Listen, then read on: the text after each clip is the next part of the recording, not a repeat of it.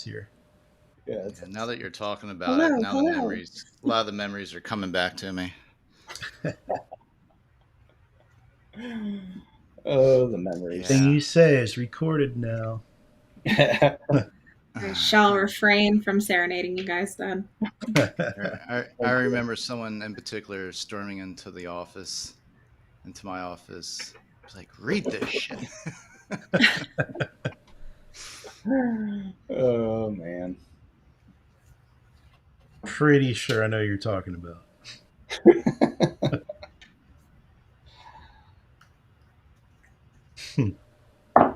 Wow.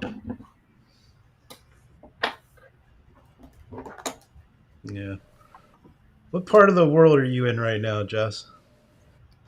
Currently in Colorado Okay.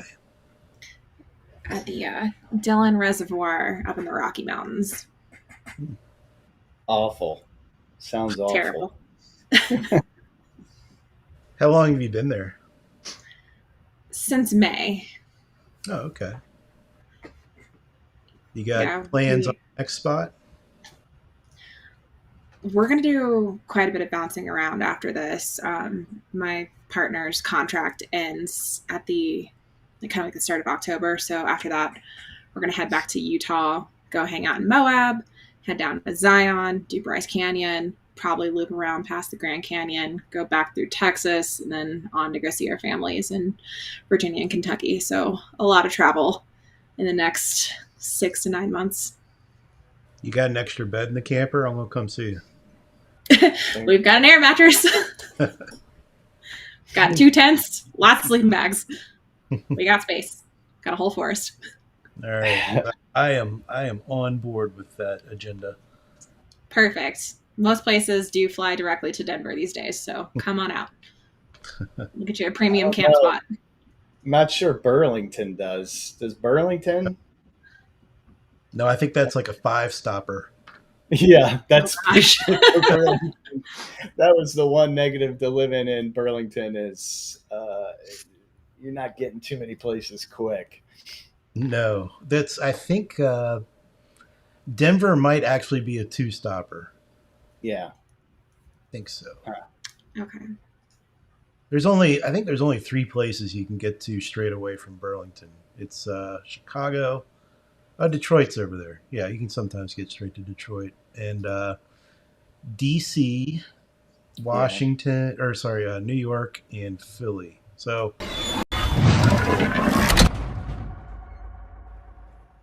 yeah. Lost track of my own warning time. Well, hey, everybody. Hello. Yeah, there you go. Glackens, the Church Street makes it all better. Yep. That is true. Yep. Let's see if Glacken or you, Tyson, remember the Bruce Lees on Church Street. The Bruce Lees? I don't. Oh, you don't remember, what was it, Bangkok Bistro? Oh, yeah. I love some of the restaurants on Church Street. I would definitely move back to Vermont. Definitely. Has it changed any, Church Street? Like what was the last time I was there? Maybe 6 years ago? 5? Well, yeah, so there's been a lot of changes of businesses for sure. Yeah. There's a hole in the middle of town. It used to be a mall. Oh, yeah. Yeah. And that's been quite a contention point for the residents of Vermont. Huh. Mismanaged, handled, all that fun stuff. Yeah. I see Vermont in the news quite a bit, at least Burlington area. Yeah, and our murder scene is through the roof. Yeah. Yeah. Crime. Crazy. Yep. Such a small town. Love our government here. They're great. The Burlington City Council is amazing. I wasn't going to go that deep with it, but yeah. Let's defund some things. That's always smart. Anyway, Different note. Oh, yeah. Good old Josie listened in on that one. He knows. He Yep. knows. Yeah. I like that French restaurant right downtown. I can't remember the name. It was on the Linux. corner. Was it? Linux. Yes. Yeah, yeah. Hmm. That was one of my favorites. Yeah, that changed ownership. It's not as good as it used to, but it's still good. Oh, Yeah, bummer. still good. But yeah. So anyway, different note. Yeah. Welcome back, you two. Thank you. Thank you. Happy to be Yeah, here. it's good to be back. Talk about the industry that we all love. Yes. Well, we should mention I lost track of time, and for the second time today, I guess. And notice that you all have been helping us out with the Dealer Refresh social scene, Facebook and LinkedIn. It's been 5 years now. Wow, That's it's crazy. hard to believe. Yeah. Does it feel like that long? No. No. 6 months at best. Yeah. You guys are very easy to work with. Yes. Glad to hear That's it. good. Yeah. Big kudos to Brian West for all of his help with the social posting and managing the ads. Yeah, Does a absolutely. great job for sure. Absolutely. You know, what's going on the social front? It's probably the answer. I Um, should know the answer to this, but I don't. I find myself, on a personal level, just breaking away more and more from social media.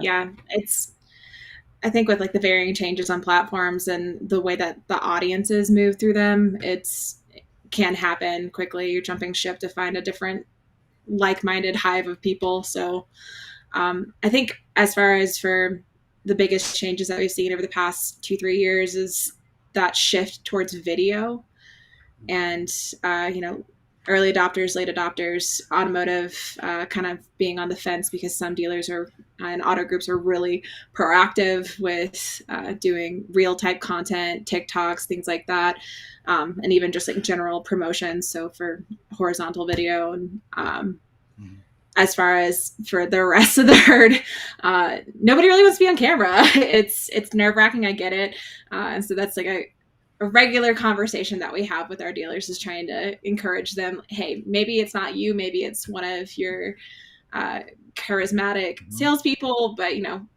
generate some video content and it's going to help. We've seen tremendous growth in reach and impressions with Reels, and that's something that we've actually started doing for you guys as well with that discovery. It's totally fair to share some of our numbers on the Reels side, Jess, if you because let me explain what we did.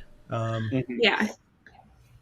So we take these Refresh Friday shows and we cut small portions anywhere from 15 seconds to 60 seconds. And it's usually zoomed in on one person in particular when they're making a nice statement about things. And then that becomes a reel that Dealer Authority puts on our various places. And the view counts are huge. Yeah, it's been tremendous. I don't have the exact figures in front of me, but we're definitely seeing 4 times, 5 times the ROI for what we would normally spend on like post engagement budget. Just that much more of an audience capture, and it's been very effective, especially in tandem with the content that we're doing to drive traffic back to the forum for engagement, and then of course that continued engagement on other platforms like LinkedIn and Facebook. So it's a pretty broad mix, honestly. We're trying to hit it from all fronts. And the nice thing with that vertical content, when it's trimmed down like that, you can also share that on YouTube Shorts. You can put that on TikTok. So most social channels will support that now. And so you can repurpose it multiple times over. Yeah, that's been magical. Yeah. What kind, like... Oh, go ahead. I was just going to ask, for us, being an online forum, it obviously pushes traffic. It's very targeted. But what about with the car dealership? What have you actually seen where a dealership basically has zero presence? Maybe they find that person at the dealership that's, loves being in front of the video camera. And, they got a good maybe 6 months to maybe a year underneath of them of consistency with video across different social platforms. Uh, what are some success stories that you've seen with a dealership that sort of goes all out or all in on something like that? Yeah. As far as like from a social growth standpoint, we do have a client that they do reels on all 10 of their rooftops and all of their social channels. And from a brand awareness standpoint, it's just through the roof. They've expanded their presence so much. And that's like, again, the big success story with like actually just garnering that much more reach and impressions. So with video content, obviously it's not always going to be a walk around or somebody trying to sell you something. It's going to be informational, but you're constantly being put in front of that, like your local audience, and putting your name out there, and you're reaching people that you probably wouldn't reach with like normal, like routine static posts. So yeah, and it's, as far as from a cost effectiveness, we're talking about maybe investing $300 a month on something like that, which is, again, 5 times the ROI that we've seen from static type posting. Okay. I mean, Yeah. we'll put it, I'll throw a number out there. So, Refresh Friday in 2023, I was just going through Facebook alone, just looking at views and whatnot of these videos. And I think the Refresh Friday shows are, somewhere between 5,000 to 10,000 views per episode now. But the reels are like 30,000 plus views. Yeah. Yeah. Yeah. And I think, just trying to draw back on some memories here, what we had been seeing before we shifted into reels was around like a 30,000 impression count, and then boosting that to 100,000, well over 100,000 in just 1 month from switching that strategy. And we're just talking about modest budget on content that's being posted once a week. It's phenomenal. Yeah, it's been fun to look at the dealer authority reports and see the hundreds of thousands of views in the month now. And that's just where people are going when they're spending time on these channels now. They're scrolling through videos instead of the timeline. Mm-hmm. Yeah, and look, I mean, if you look at TikTok and how it's blown up, it's all video, and people are more and more want to absorb a lot of information quickly, and you can do that with the videos a lot easier Absolutely. than having to expand and click. People don't want to click off the platform sometimes, so it's just a different, a lot of times people are starting to say, well, people are going away from Facebook, why should I advertise there? And the reality is there's still a lot of people on Facebook, and Yes. a good marketing strategy is to be where people's eyeballs are. We wouldn't recommend putting all of your budget in Facebook. That would be a smart Right. decision. But the audience has changed over the years. If you look at younger folks, younger folks aren't getting on Facebook as much, but people in our generations are definitely still on Facebook. So when we're starting to interview new employees that might be younger in their career, in their earlier 20s, it's, if they have a Facebook page, they post it on it twice ever. And then you'll find them on Instagram, because we tend to do some research on LinkedIn and other social tools just to get a better feel of somebody. But it is changing, but there are a lot of people and a lot of eyeballs on Facebook. So it's a good medium to be still doing advertising for sure. And it's relatively cheap. Like Jessica was saying, a few $100s will get a lot of people seeing your advertisements and your posts. Yeah. And you can definitely be more specific with your targeting on Facebook ads, and even furthermore, if you're leveraging third-party data, or if you have a really strong first-party data collection system that you're applying. Yeah, I would definitely think, depending upon what the demographics that you're going after. Yeah. would correspond to maybe what social platform you're going to advertise on. Yeah. This is a good question from Kelly Wilson. She says, "I've heard a number of people talking about their image-based posts slash ads seem to be getting demoted on Facebook in favor of video. What are you seeing, and do you have any opinion on it?" I don't know that I've seen that specifically because we have actually been seeing better results with a combination of collection image ads and single image ads, where it's like collections get more clicks and engagement on Facebook, but the single image ads tend to send more traffic directly to the dealership's website. And yeah, not to my knowledge have I seen that much of a detraction on the Facebook ad side, but for sure on the Instagram side, on organic, those static images are being overwhelmingly buried by video content. I think the video content also allows the dealer to show their personality more and help differentiate themselves from the competition. So I think that's a big component of it as well, because you want to be with a company, or you want to be doing yourself, where you're always thinking, how am I differentiating my dealership from my competitions, and not just putting the canned posts out that are going to be on every Chevy dealership's website. It's good to advertise the brand, but you have to be advertising yourself. I think video gives you a little bit of opportunity to be more creative.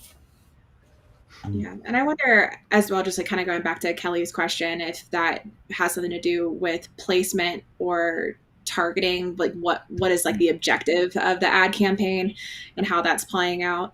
So, because we do run some video ads, but they just don't seem to be as effective as our single image or collection ads. Definitely, those tend to have a better turnout than carousel ads, but dealers still love those. So we'll do those from time to time. Generally results in an A/B test of, hey, we know you really like these, but this will do your money better if you go this route. But we're happy to if you want to do the carousel ad just because you like it, then we can do that for you. But we know we can get you better results over here. So yeah, I'll definitely investigate that, Kelly, and see if any of my strategists are reporting back any concerns like that as well, because if that is something that we need to be mindful of, we want to be on top of it. Well, speaking of organic posts, is it possible to get anyone to look at those anymore without spending money on them? Short answer is no. No, it's a pay-to-play sport nowadays. Yeah. So if you want anybody to see it, you have to invest. Even $5 a day will make a difference. But yeah, you've got to spend money on it nowadays. Yeah, okay. I will say that there are some types of post content that do better organically. So when you're sharing pictures and videos of people that just bought the car, and like that's kind of a hype that they share around with like their community, that tends to do pretty well. But you don't want to be that dealer that is only posting new customer photos. You want to make sure that your mix is on point. So, and that's where it can get a little challenging. But one of the pillars that we like to uphold in our content strategy is that community-based type content. And honestly, that does get like a lot of really good traction on its own. Especially, I remember there's a post that we did for a dealer in Ohio about a strawberry festival, popped off. And it was, just expansive, viral, and just organic reach there. But that's, you want that to be a part of your strategy, but not your core strategy, because obviously you're not, as a dealer, only trying to promote a strawberry festival. So got to have that blend. And we love, I guess, because it was community based. Yeah. Community for us is local events, local businesses, charity events they're working in. Those are all really good things to post about. And sometimes a dealer will reach out and say, why am I putting a post about a local coffee shop that's been in business for 20 years? And the key is we want to show that our local dealerships are local businesses, local small businesses in your community, part of the community. So we try to post about things in the local community. The ads side of things are the key to pulling in opportunities for the dealership, and the ads that we run are focused on selling vehicles and bring people in for service. But the posts on their timeline can be a little bit more focused on their community and, again, what type of dealership they are and their people and things like that. Yeah.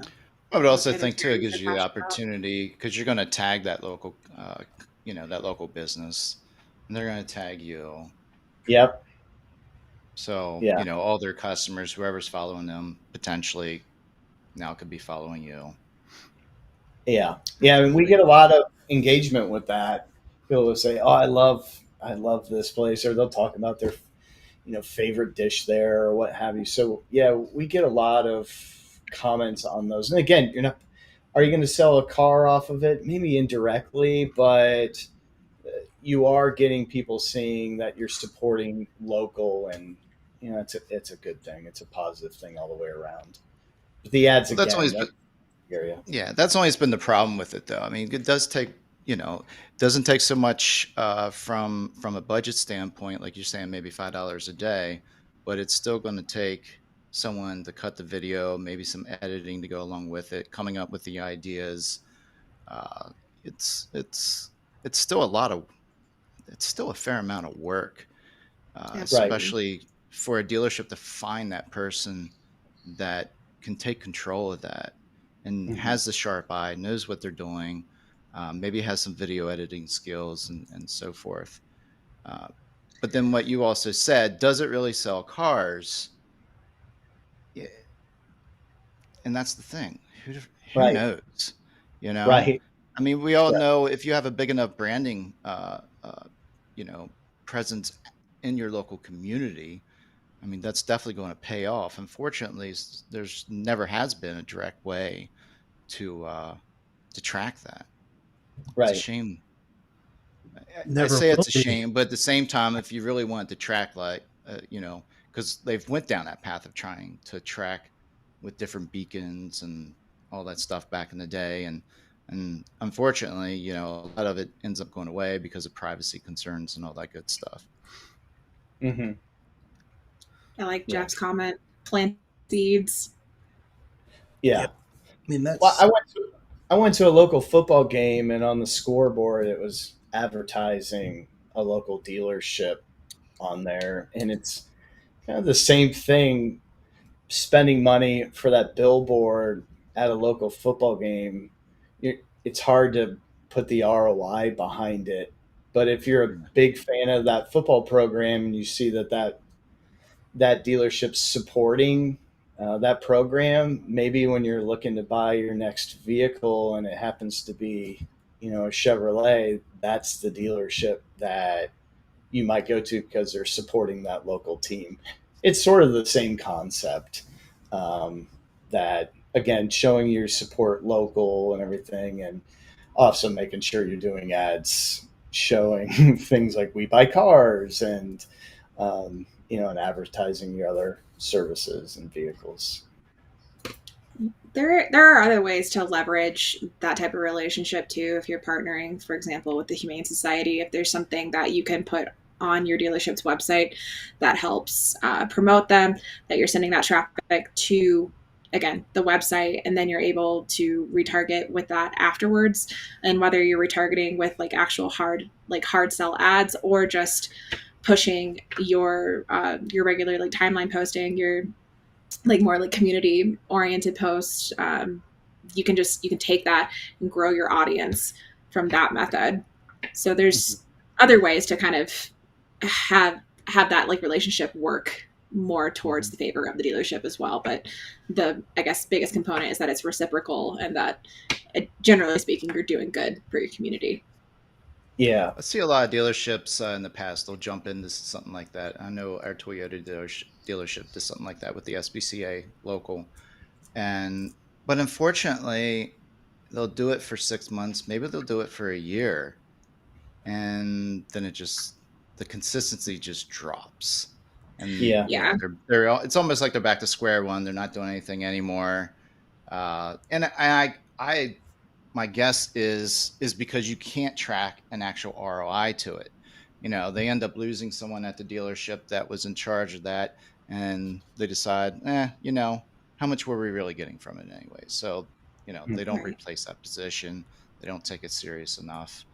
Uh, Again, if there's a way to track that back to an ROI, I think a lot of dealerships would most likely change their mind. It's Yeah. it's a financial portfolio. You have to look at it that way. You don't want to put all your eggs in one basket because that basket could fall apart. But when you spread it out and diversify, then more. It might not be that you're hitting the entire market. You're saturating. Your reach isn't really growing. You're getting the same people, but it takes multiple impressions for something to stick with somebody. Mm-hmm. So I think being Erica Sims once said that it takes exactly 6 impressions for somebody to stick, or for your brand to stick with somebody. So Yep. shout out I Yeah, think Erica. you need at least 3 impressions to get a conversion. That's Mm-hmm. been something Yeah. trying right. to live by since my dealer days. Anymore you jump on Instagram, you get those 6 impressions of the same company, same brand, same product within the first 15 minutes of scrolling. Yeah. I can tell you some of those have worked on me. I won't say they There's haven't worked. Yeah. plenty of. I'm sucker for those. What is it, Kickstarter or whatever? Like, Oh yeah. new things. Yeah. Oh, that's interesting. Let me go take a look at that. And next thing, Right. I'm buying it. But Yeah. The worst is when you get trapped in buying something on there and then you order it and you realize you ordered something directly from China and it takes 2 months to finally get to you. It's like, oh, I got trapped again into something. You order it and it won't be here before Christmas.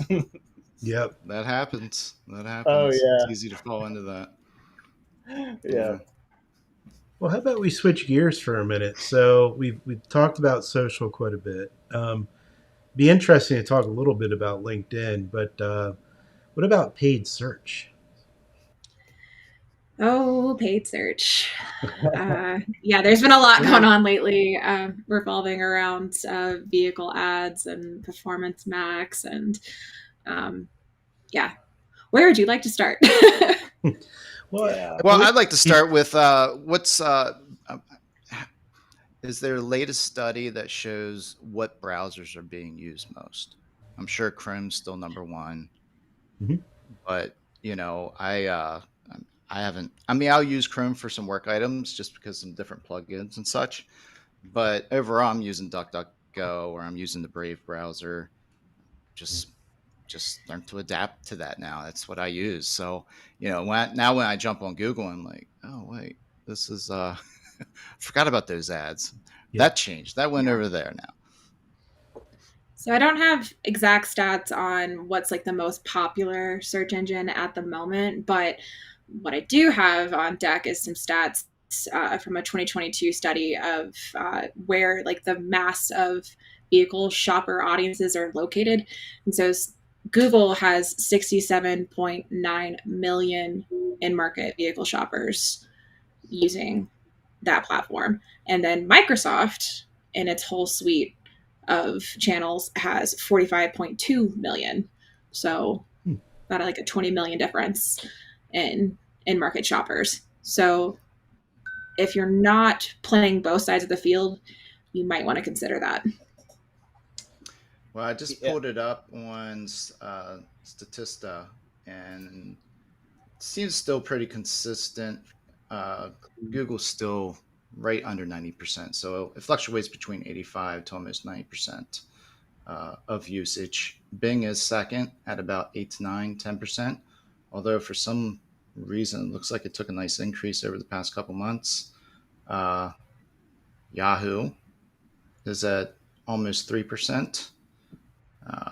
I don't know if it's probably not worth DuckDuckGo's like 1%. So honestly, Yeah, I but thought what the you're numbers, missing yeah, there, Jeff. it doesn't really match what I was looking for. What? But you're also looking at desktop browser usage. When you factor in mobile, uh, Chrome comes down True. significantly. Safari True. is through the roof because of the Yeah. iPhone. Yeah. Yeah, this is desktop. Yeah. Yep. And with Safari, you get to choose your search engine. So you Yes. also see a difference in search engine usage when mobile's in play. And when it comes to shopping, browsing, I heard a stat the other day that over 80% of consumer shopping is done on mobile devices now. Mm-hmm. I would say that the analytics support that. Yeah. But we have started to, get some stats on doing ads, vehicle listing ads, not just for Google, but actually using them for, Microsoft and everything as well. That has become something that is inexpensive. And again, I don't think a lot of dealerships are in that space yet, that there's an opportunity there for very little budget. Are you referring to Bing? Yeah. So Bing is powering not just searches through the Edge browser on Microsoft operating systems, but Bing, I believe, are powering searches in other uh, search engines too. Like your Brave browser, I think, pulls in Bing search, Bing ads. DuckDuckGo might be. They were using Bing ads. They might have their own ad system now, but yeah, and I'm not sure. I'm not intimately familiar with all of the Microsoft offerings, but the automotive inventory ads that we've been testing are on Microsoft Edge, Microsoft Start, of course, Bing. There's also like several of them have their own auto marketplaces that those listings go out to, including MSN. So it's a pretty expansive network. It's not just like with Google where you just see it on the Google network. There's a lot of crossover. Mm-hmm. And I just want to address Nan here. Man, there's a lot more cars sold than 3 million in the United States every year. You've got the SAR is SAAR is based on light vehicles, and that's new cars. In a bad year, it's down around 13 million. That's a terrible, terrible, terrible year. I think we're closer to the 15 million mark. In some good years, we've broken 20. And then the used cars outpace new car sales like 3-1. So, so there's many millions of vehicles sold in the United States every year. Yeah. What's been interesting on the Microsoft side is seeing the sheer volume of just uncharted traffic that dealers have not been tapping into. We're seeing 90% new sessions, new users that they would have probably not interacted with in any other format. That's interesting. I wouldn't have expected that type of number. I was surprised by it too, but pretty stoked on it. Not gonna lie. What exactly is Bing offering? Is it something that you have to have a Bing account, go in, you can set up vehicle displays? I haven't seen it, so I'm totally unfamiliar with it. Yeah, so what we've been doing with them is the naming convention, of course, goes back and forth, but there's some people call it automotive inventory ads, some people just call it automotive ads, but it's very similar to VLAs. So the same way that there's like the shopping campaigns at the top of search bars on Google, there is for Microsoft, and again, those same listings get pushed out to Edge, Start, MSN, all the different auto marketplaces.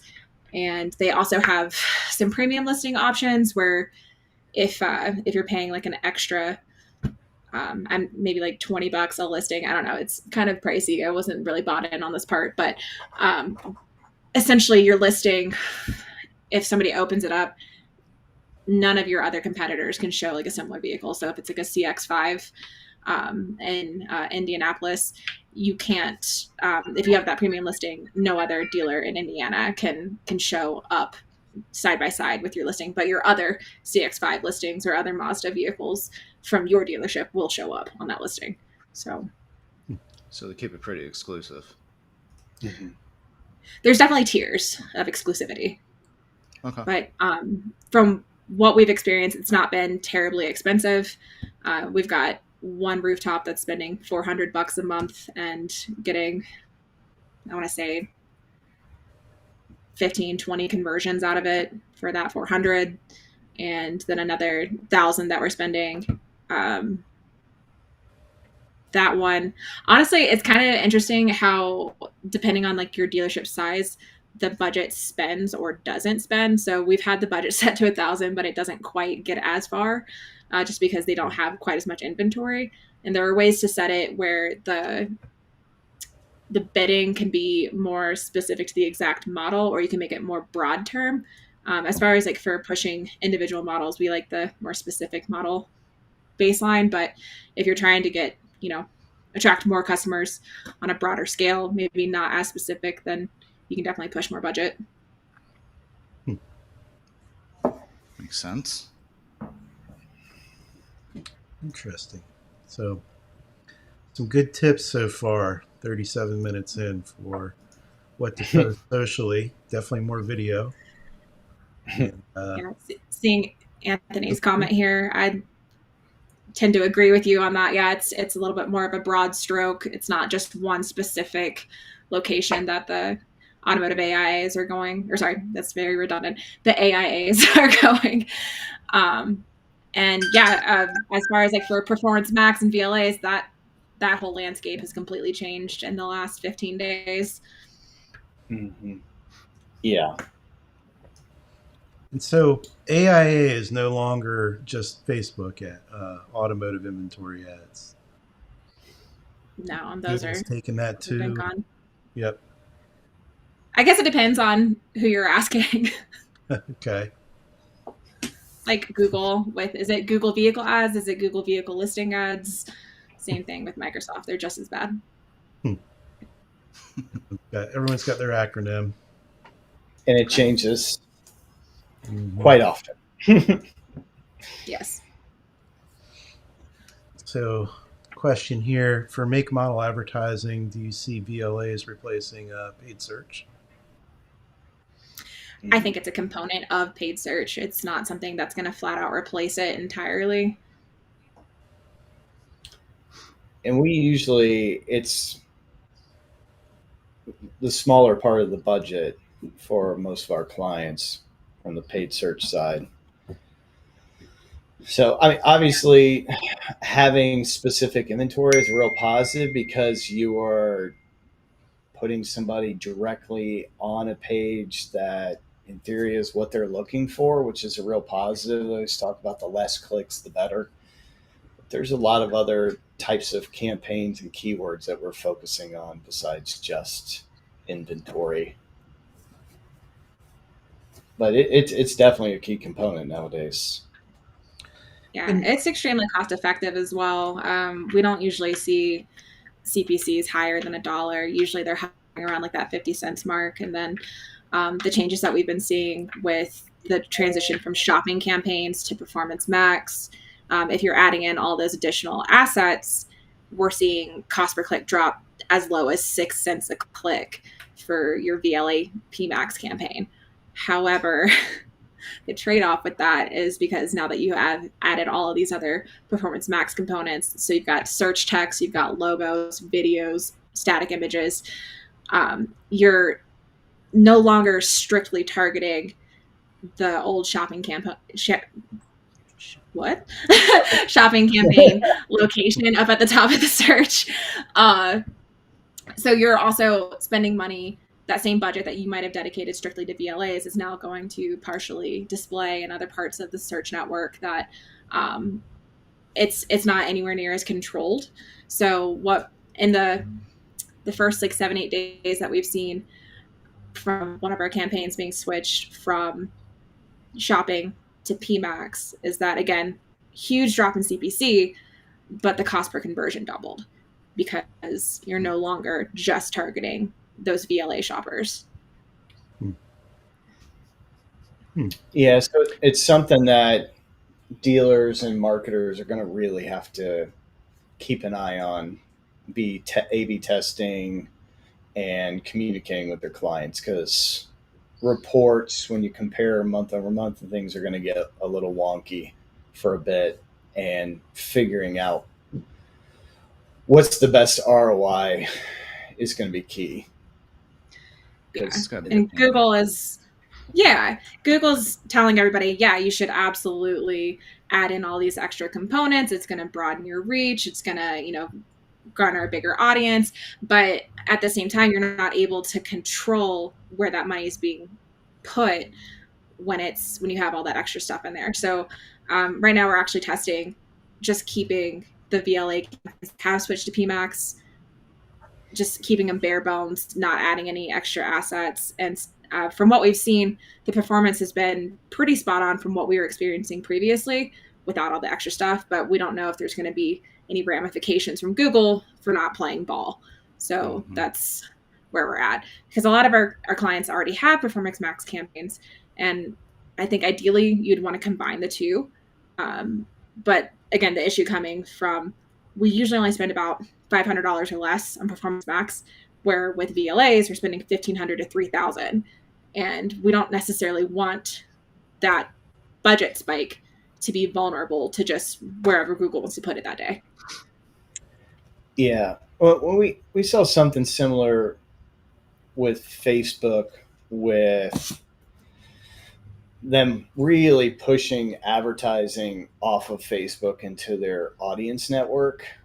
You always have to be really careful of what Google and Facebook recommend as best practices. A lot of times their best practices are what make them the most money, but not always what's going to be best for the end customer. So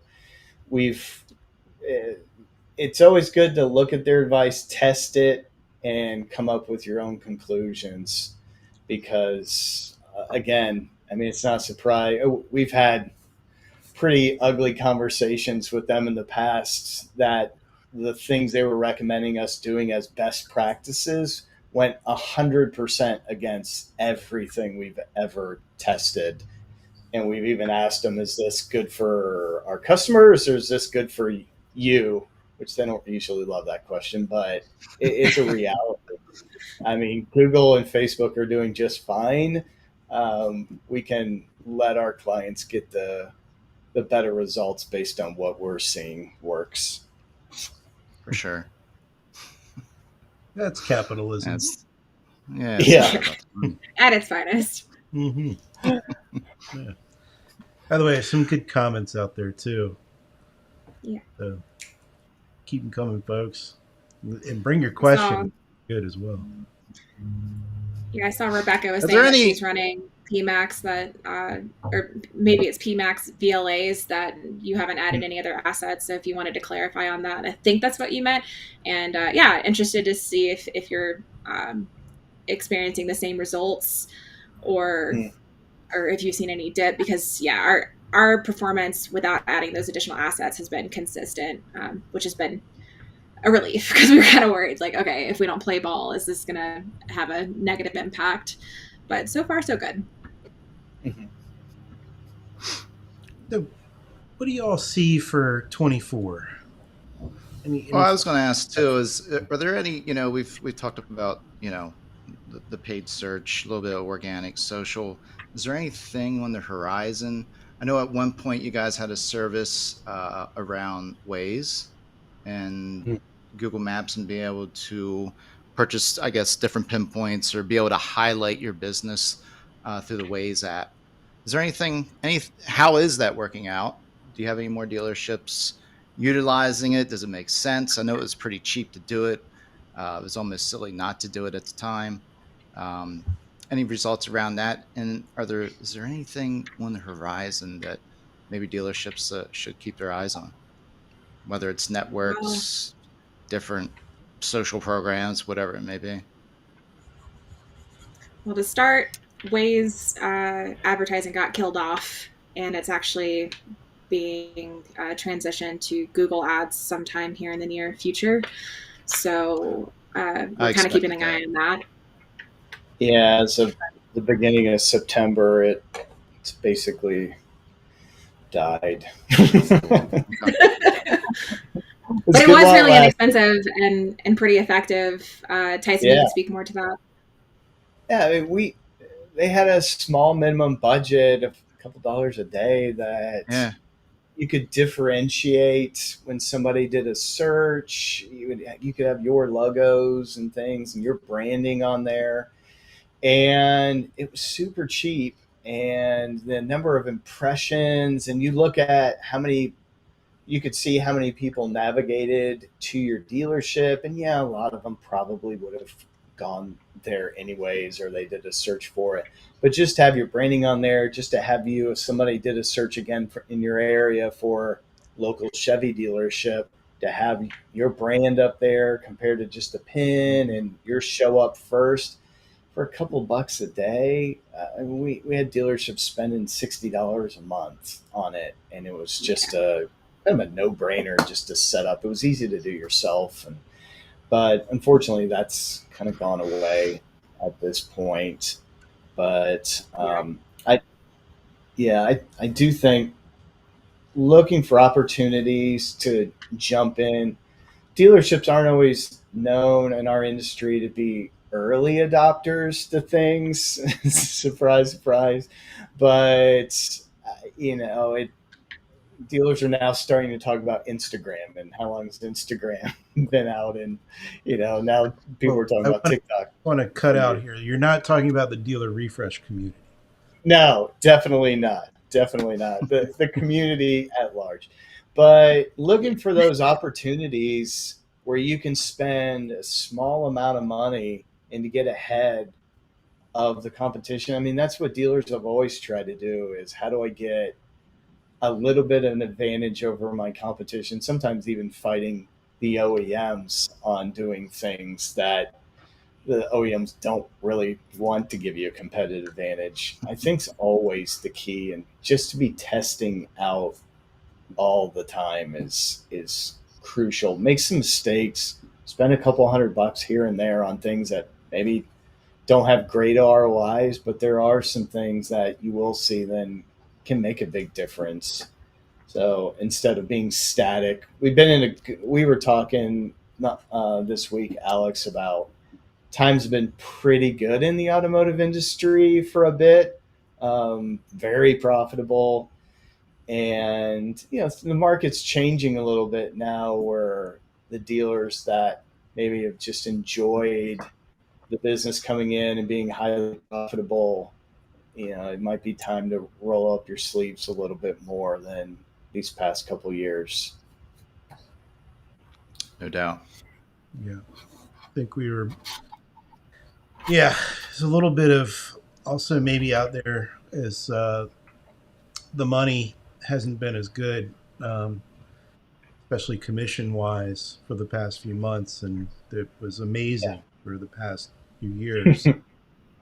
Might Yeah. be having a little bit of a morale hit on some people, and it's instead of getting upset and being down on it, which is easy to do. It's more like, what was 2019 like? What was 2018 like? What was I doing back then? And trying to uh, get in that mindset again, and push ahead and get competitive. That's what it's going to Yeah. take. These cars continue to roll in, and buyers are a little less apt to pull the trigger as quickly. Right. Yeah, exactly. Yeah, Exactly. we've definitely heard feedback like that where sales in comparison, year over year might be down a tick, but they're astronomical. And so, where some of the managers are a little nervous to talk to the owners or like the head dealer, they're not as afraid of that conversation because their owner has come back and said, look, I understand that times are completely different now. So I think even just having that conversation of like, is it realistic for that amount of growth to maintain over the next several years is just important to have that conversation with your team. Mm-hmm.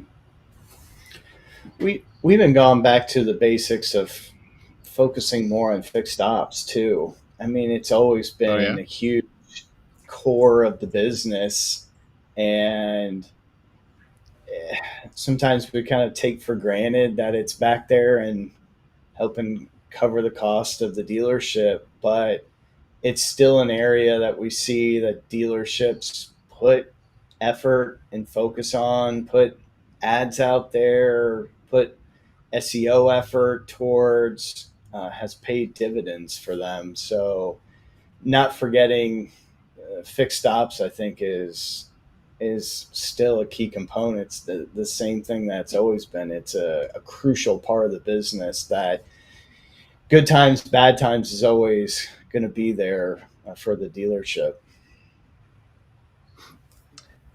Yeah, even thinking back into like COVID, service centers didn't shut down. That was a core aspect of what I am essential. Like your service department was essential at the time, for sure.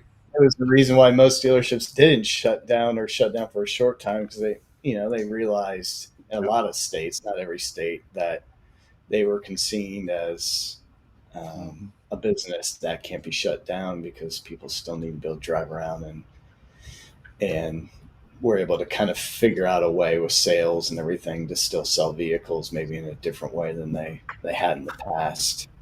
I'll throw a stat about service out there that should get the attention of salespeople.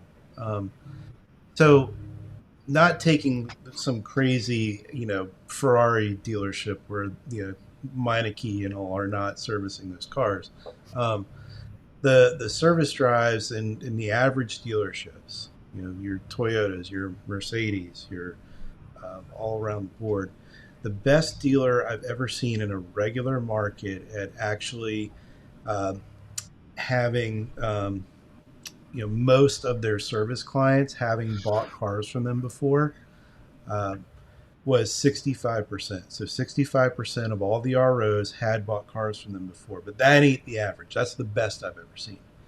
So the average is actually about 63% of the ROs did not buy those cars from them.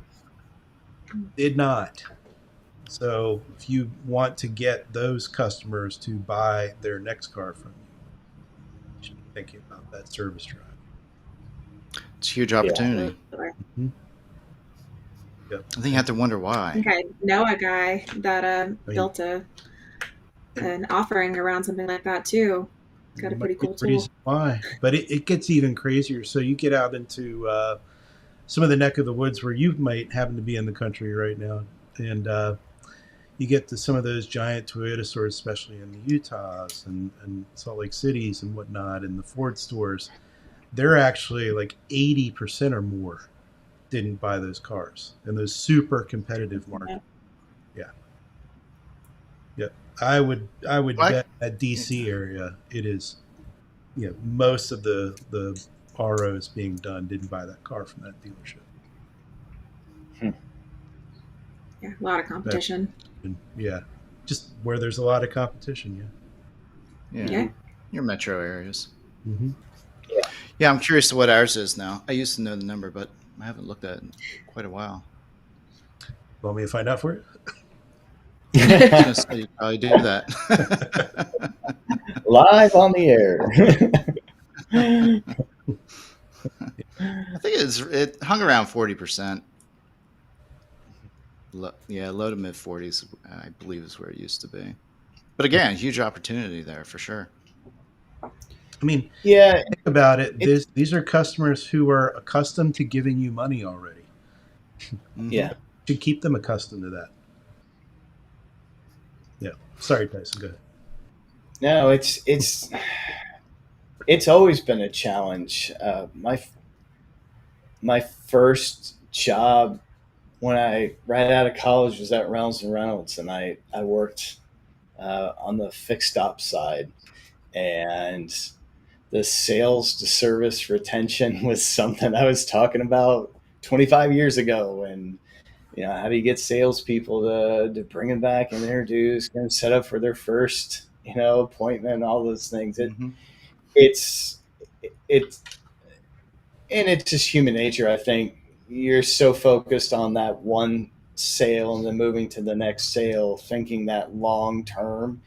And it's even harder today because a lot of people, the way they're built, they're not thinking of their long term career where they're working today. They're thinking of, this is where I'm at today.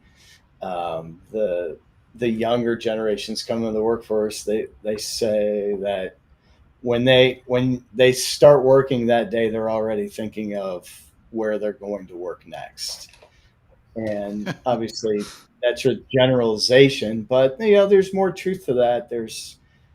And that's partially because of employee and the companies haven't been as loyal over the years, and they've trained employees that it's not worth being as loyal. And there's just other things with our society today, but it is tough to get people to think long-term customer down the road, gratification of financially. Well, and that's why you need advertising to these customers as well. It's another block of the a place to go in 2024 as you're getting more wise back into the 2018 2019 years again. You know who those people are. You have their email address, you have their phone number, first and last name, you have their physical address. There might be some advertising that somebody can do to help target them, and also social ads or posts and whatnot that appeal to those kind of customers. Yeah, absolutely. I mean, there's definitely campaigns you can do. I mean, you can do traditional campaigns too. It still can work today, doing mailers to people that have purchased, and the old school stuff too. That to just stay on top of those people, like you said, they know where you're located. They have been in your dealership. That to keep that business coming in is essential. Yep. And what was that? How many impressions do you need for that conversion, Jessica? 6. Yeah. I thought it was up to 7, but it might be 6. We'll go with Erica. Erica's smart. We'll go with Erica's. I'm bidding as close as I can without going over. There you go. Get them in your service drive. Hit them with a piece of mail.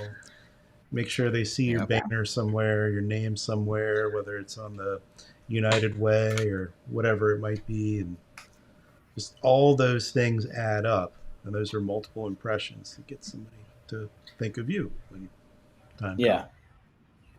I feel like since we're talking about mail, it's important to say too, because I don't see this every time I see a piece of mail from a dealer. So I just want to put this out there.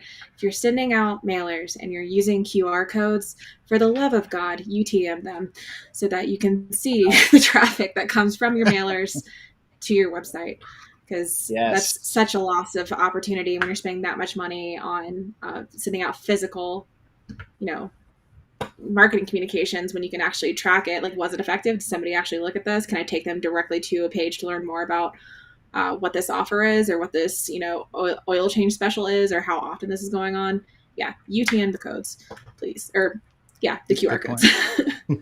Email marketing, everything. UTM everything you do. If you can UTM it, you should be UTM. Absolutely. If you don't UTM it, I'm going to come after you. I've seen her do it. Yep. Well, it's not complicated to do, so. Yeah. Makes sense. Tracing. So speaking of a dealer refresh reel that's done quite well, there's one from Gary May that's up over some pretty high numbers, but he was just asking, why are we still talking about vendors not tracing? Vendors not what? Tracing. What does that mean? I assume he's commenting on your UTM remark. Oh, tracking? Yeah, okay, track. Yeah, that's a typo. Yep. Yep.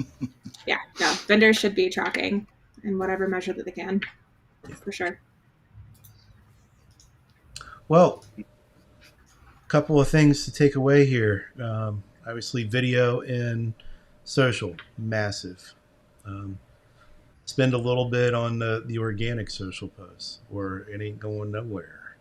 And then, of course, be looking at Bing. I think the breakdown roughly was Google was 60 some million in market shoppers. You had Jessica versus Bing was like 40 some million. And if you're purely on Google, you might be missing some people there. Yeah, there's another metric out there that about 25% of those Bing shoppers won't be attainable anywhere else either. Like they are specifically on Microsoft products. Who are these? I'll send you the deck later. I'm really curious. Yeah. Cool. Also, I think we recognize some opportunity just in service drives to be marketing to those people. So not just for service, but also for future purchases. Mm-hmm. Makes sense. And track everything. Those are the takeaways, right? That and UTM. Yeah, I think.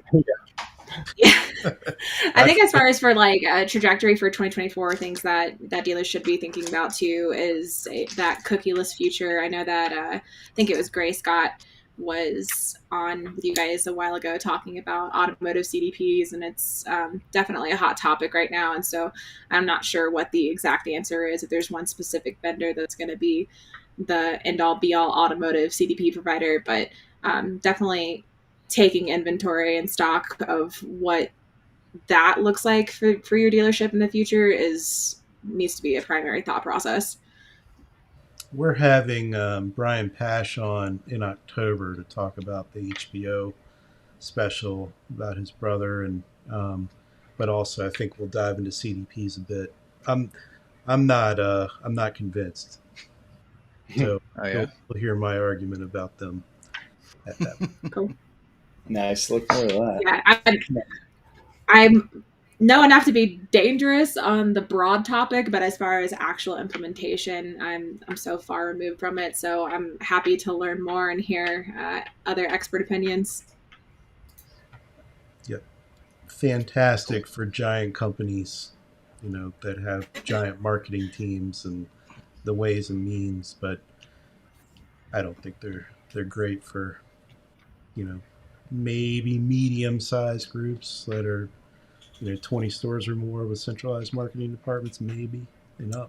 But yeah, waste of time for everyone else, maybe. But I'll get into more detail of that in October. In the meantime, we want to thank you two for check it out. For being back on a Refresh Friday and all the help you've given DealerRefresh for the past 5 years. Yes, thank you. Thank you. Thanks pleasure. for having us. Yeah. Thank you, guys. Yeah. Well, everyone have a great weekend. Yes. Enjoy. You too. Happy selling. Bye.